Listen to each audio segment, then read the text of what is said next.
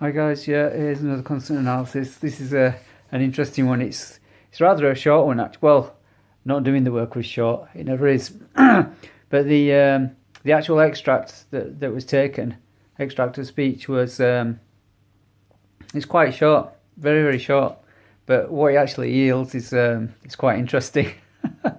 And it tells the story of a police officer down in London. So if you look in the description below, you'll find the analysis report, and in there obviously there's a link to where the extract was taken, and what should I say? Yeah, so basically there's this guy going around London, and he's been made aware or become aware of all these old laws that don't really apply anymore, but are still in the statute book. Like carrying a salmon around suspiciously, and shaking a rug outside Buckingham Palace, and all these absurd things. I didn't watch the whole of the video, to tell you the truth. I just thought it was just silly. But yeah, he's raked up, like, I think it's like 500,000 views a day. He's been up for a week and he's got like 2 million views, or something like that. So he's got crazy viewing results as a result. So anyway, the encounter where he's outside Buckingham Palace, right? There's sort of like 2 or 3 laws that he's breaking. Like, for example, you can't be in the presence of the Queen without socks, and 2 other things I can't remember what they are. So anyway, he takes a rug out and starts shit. It's even bizarre to talk about it, to even think about it. But he takes the rug out and he starts shaking outside Buckingham Palace. Yeah. So this police officer comes up to him and sort of like says, rather, circumspectly, rather coyly, "Is this an anti-establishment thing?" Which is quite funny in a way. Actually, it's quite comical. So what I did was I took that speech from the police officer, and then I analysed it. I did constant analysis on it, and so I've put the markers below in the report, which you can read at your leisure, I suppose. And basically what I'm going to do is just read my interpretation of the markers of the results. So I'm going to read here, yeah. Don't mind if I'm not looking at you all the time. So I put interpretation. It's the policeman's job to work as part of a team to enforce the law. He sees subjects and groans. He sees the subject and groans, "Oh, what is this?" Devoted to duty, he moves to nip this in the bud, in other words, to stop it before it gets out of hand. He sees someone unfolding a rug and scattering dust everywhere. He lets his team know via radio of the situation. Now, this is an interesting thing. It doesn't actually occur in the video, but the markers indicate that he actually spoke to somebody prior to actually approaching the subject. And you'll get that when you actually look at the markers now that I've told you. Although this type of thing is annoying, it's all part of the job and it must be dealt with no matter how tiresome. As he moves to approach the subject, he mutters something under his breath. His intention is to stop whatever is going on in a smooth manner. He has to protect and serve not only the Queen, but also the general public. So he has to demonstrate a certain amount of leniency, taking into account human nature and the variability amongst the general public. Meaning, every single person is going to be different, so you can't have one rule fits all when you're dealing with people that approach you. You've got to be very level and very, even-handed. He approaches the subject. He intends to speak in a pleasant but otherwise frank manner and handle the matter discreetly. The rug perturbs him and he is in a hurry to have it removed from the area, if necessary by force based on the circumstances as they arrive. It is part of his job to remain prepared for any contingency and act intelligently in any event, remaining constantly vigilant, to remain steadfast in devotion to his duty, because that did come across. It seemed like he was actually really devoted to what he was doing. You'll see that in the markers, almost to the point of worship, and also that he really enjoyed the job.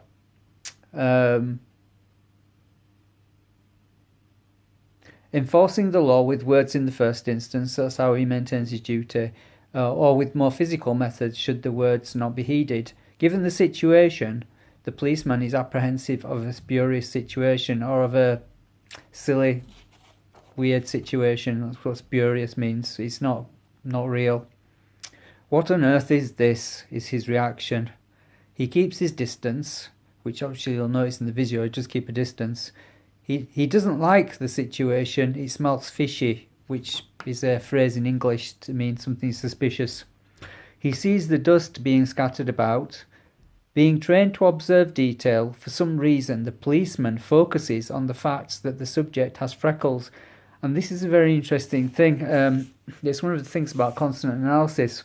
It picks up like little details. You remember like the detail that he actually spoke to somebody prior to actually coming out to see the subject. The actual marker, as you'll look in the description below, for freckles actually is an exact marker. It's an exact match. So it's though he noticed, and I didn't actually realise that, because looking at the video, you look at the subject and he looks like very pale, yeah? And I thought, nah, there's something wrong here, but you have to go, you know, where the analysis leads you. And when I actually Googled this chap's name, which I can't actually, it's something Butler, Ula Butler or something like that, and this is the first time I've come across this chap. I actually Googled his picture on, you know, on Google, obviously, Google image search, and he has freckles. Now, I don't know whether it's the fact that he's masked them, he's put some sort of like makeup on, you know, for the camera, because you don't really see them in this video, and he's masked them, but the policeman's noticed, you know, there's something not straight, it's not right about this guy. He's wearing makeup and there's freckles underneath, or the fact that he's recognised that he's got freckles for some reason, whether it makes him look nice or it's a distinctive feature. It does come up in the analysis, which is interesting.